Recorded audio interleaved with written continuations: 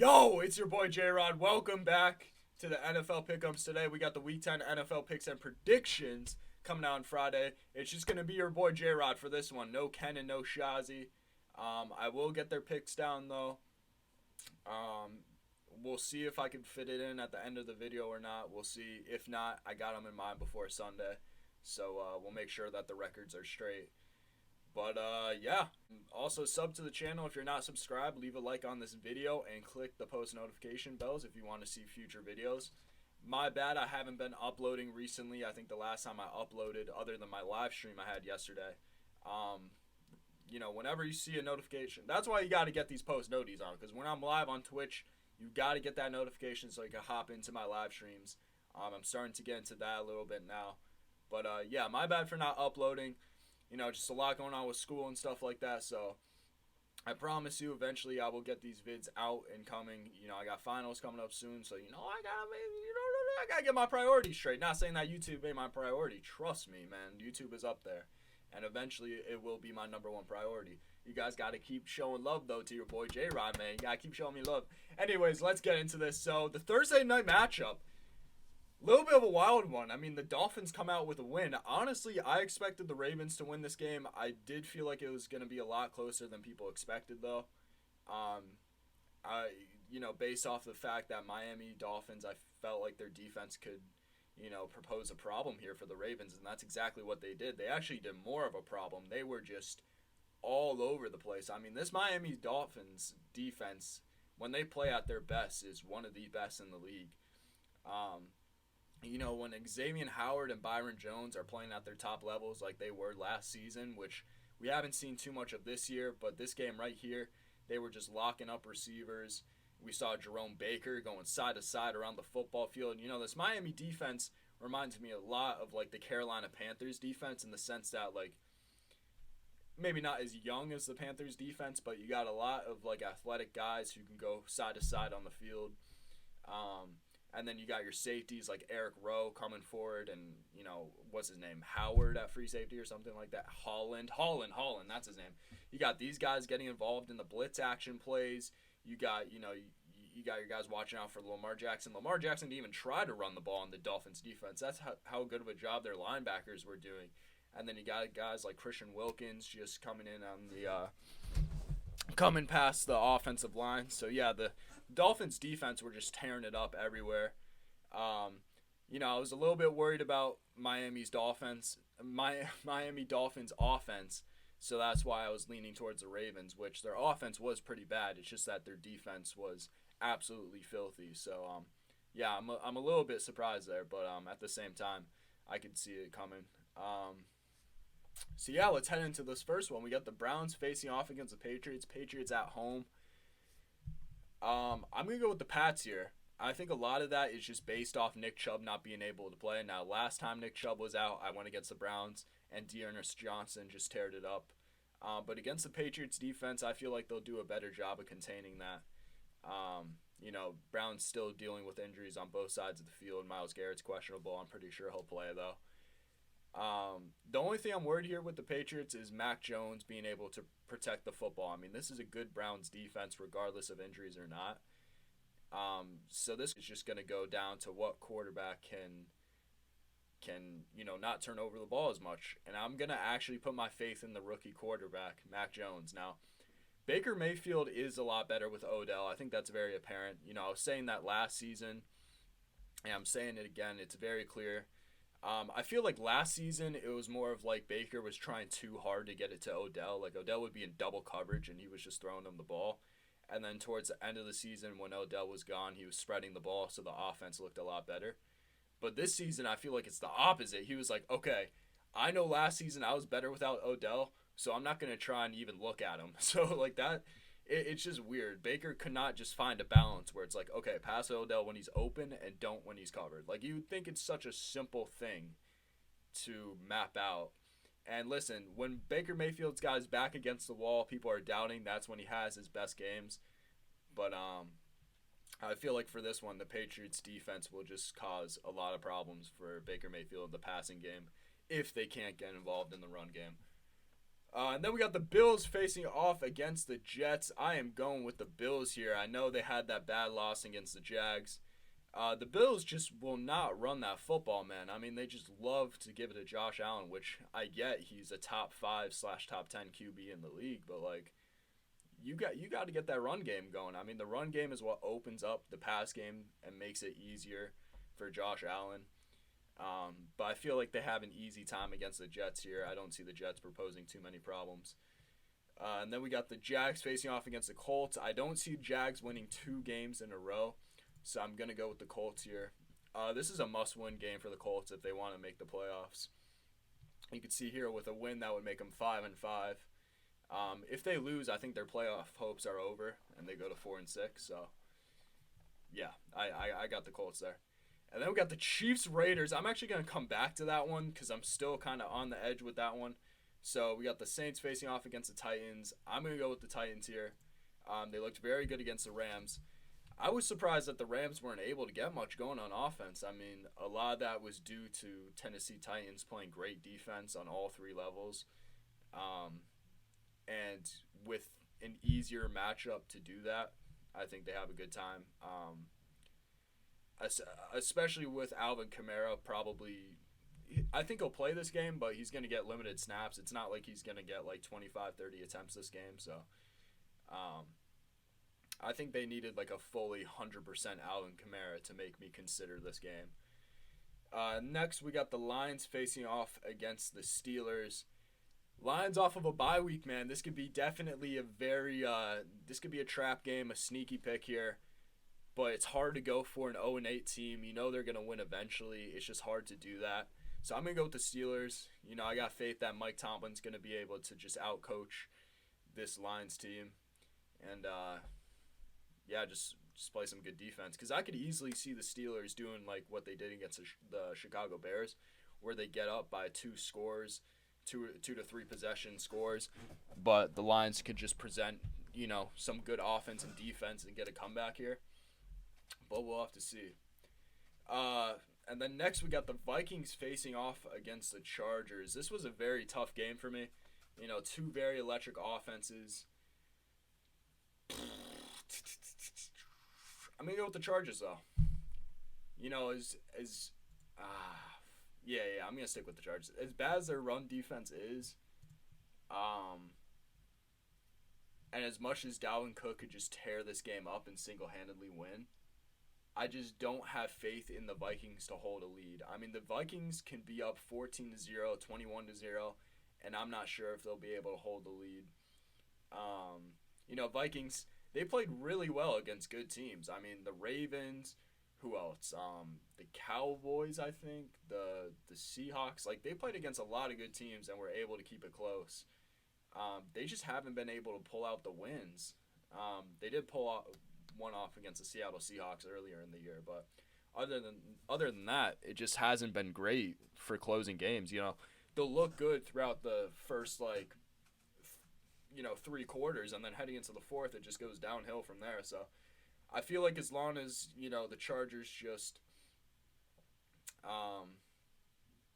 do their best to stay in this game. You know, Justin Herbert, I could see Justin Herbert getting a touchdown by just throwing 2 passes, like a 60-yard one to Mike Williams, and then just like another 30, 40 something of like Keenan Allen. So, I'm gonna go with the Chargers there, but the Vikings could definitely pose a problem if they just run the ball well. And then the Eagles facing off against the Broncos. Another tough game here. You know, Broncos looked really good against the Cowboys. I think that was just more of the Cowboys not playing their best football, though. So it's a little bit questionable for me to pick here. The thing is, though, Broncos, on defense, the only time they really struggle is when they play those physical type offenses that will just, like, play that grit and grind sort of, like, run game. Which, what was one team they played against? So, that was against the Cleveland Browns. And it was close, but those type of run heavy, just grit and grind teams, the Steelers as well with Najee Harris. I could see Jordan Howard and Jalen Hurts just being able to run the ball pretty well on the Broncos, which is a little bit weird to say for how good the Broncos defense is. But I could just see it because the Eagles play a little bit of a weird type of offense, with the RPOs, and you don't really know what to expect. One day they can have a game where they run the ball 20 or 30 times, and then another day they could run it 2 times. So I think it's just going to be, what the defense is going to predict from the offense. I mean, I feel like that should be easier for the Eagles defense to predict what the Broncos offense is going to do. But at the same time, I feel like the Broncos could play a lot more conservative football and not turn it over. Man. I'm going to go with the Eagles. I actually have it over here. I went with the Broncos at first, but I'm doing a switch. I'm going with the Eagles. Man. I could also see the Broncos winning, though. Like, they could play some good defense. Teddy Bridgewater could be really protective of the football here. But I think I'm going to go with the Eagles. They actually looked pretty good against the Chargers as well. Then we got the Falcons facing off against the Cowboys. I got the Cowboys. I think a lot of last week, as great as the Broncos defense did play against the Cowboys, I feel like a lot of stuff just weren't going in the Cowboys' favor. Whether, it's a few drop passes or that punt return that got blocked, but it still went back to the Broncos because it went past the line of scrimmage, something weird like that. But, I think the Cowboys come out here at home and get a convincing win against the Falcons. And even if the Falcons were to get a lead, I do not see them holding a lead against this Cowboys offense. And then we got the Bucs facing off against Washington. This could be an interesting game. I feel like Washington's defense is getting better. Two teams coming off a bye week. Washington gave the Bucs problems in the playoffs last year. But I'm going to go with the Bucs. I just don't trust Washington's offense in this game. Even though the Bucs secondary has been pretty bad this year, they've been giving up a lot of yards to receivers, so maybe we could see a really good Terry McLaurin, Taylor Heineke connection. But yeah, the Bucs are going to dominate. So, and then we got the Panthers against the Cardinals. I could see this being a close game. I could see the Panthers defense actually giving a lot of problems to the Cardinals. The Cardinals with Kyler Murray, run around the field, RPOs, run game, passing, everything. The Panthers could be on it. If the Panthers know what the Cardinals are going to do, they will be on it. Because the Panthers, they got guys who can run across the field. They're young, they're athletic, they're smart. So Stephon Gilmore looked really good against his return against the Patriots. So maybe we could see a big presence with him against D-Hop. I just don't trust the Panthers offense, whether it's going to be P.J. Walker. I doubt Cam Newton's going to start yet, and Sam Darnold's not playing. So I don't have confidence in P.J. Walker against this Cardinals defense. I think they're going to be able to get to the quarterback a lot. If the Panthers win this game, it's going to be solely based off their defense, sort of like that Miami game against the Ravens. So I'm going to go with the Cardinals here. I'm just going to go with the safe pick. And then we got the Seahawks facing off against the Packers. Seahawks came off a bye. Russell Wilson should be back for this game. Chris Carson, he's probably not going to play, and if he does, it's limited snaps. But I'm going with the Packers. They're going to get Aaron Rodgers back. If it was Jordan Love as starting quarterback, then I would go with the Seahawks, because the Seahawks defense has actually been looking pretty good in recent weeks, which is a little bit surprising. But both defense actually have been looking good in recent weeks. Two heavily high-powered offensive teams. But yeah, I think A-Rod should be able to throw all over the Seahawks. It's a good matchup for them, so that's what I got. And then we got the Rams against the Niners. As much as I want to go with the Niners, and as much as, Kyle Shanahan gives Sean McVay problems and always has good defense, that was back when they had Jared Goofball at quarterback. Now they got Matt Stafford. Now they got OBJ. Now they got Von Miller. I mean, they're literally just turning into the LA Lakers, man, just picking up all these guys. But I'm going to go with I'm going to go with the Rams. They're pissed off after that loss from last week. I think they come out here and they have a statement game against the Niners. If the Niners want to win this game, they just got to run the ball run the ball every single time. 3rd and 15, run the ball. Just not actually, but just burn that clock, get it out of Matt Stafford's hands, and just hope that Elijah Mitchell can just win the football game. That's really, maybe even start Trey Lance just to throw off the Rams. If the Niners start Trey Lance, maybe I'd consider picking them, but I don't think they will. And then over here, I'm sorry I haven't been switching back to this. Usually I switch back to this so you guys can see the spread, but you guys will have to do that on your own. And then we got the Chiefs against the Raiders. This is a tough one because the Raiders have not allowed 30-plus points this year, which is kind of crazy to think about. But at some point, you got to think that the Chiefs are going to get it going. Melvin Ingram, I think, is a huge pickup. He looked really good last week, but to be fair, that was against Jordan Love, a rookie quarterback.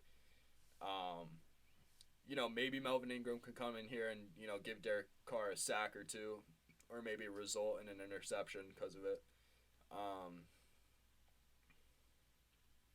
But at the same time, Derek Carr could just take those deep shots. I mean, they got Deshaun Jackson.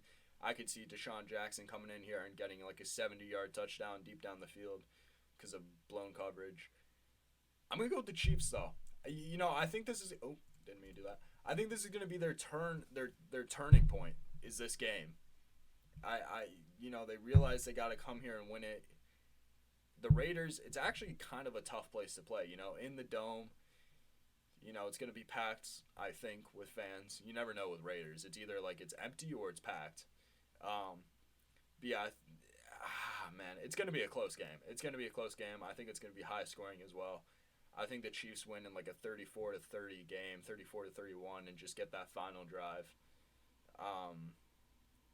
Man, Darren Waller could really come out here and tear stuff up too. So I don't know. Man.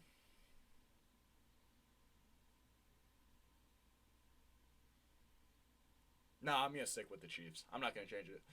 I think the Chiefs might actually be favored in this game too, which is a little bit weird for me. Yeah, the Chiefs are favored. Raiders have looked really good at home, except I don't think they've played the best teams at home. Man. I don't know. Should I switch it? I'm switching. No. Yeah. Man. Come on. This is a tough week. I gotta get some upsets in here, right?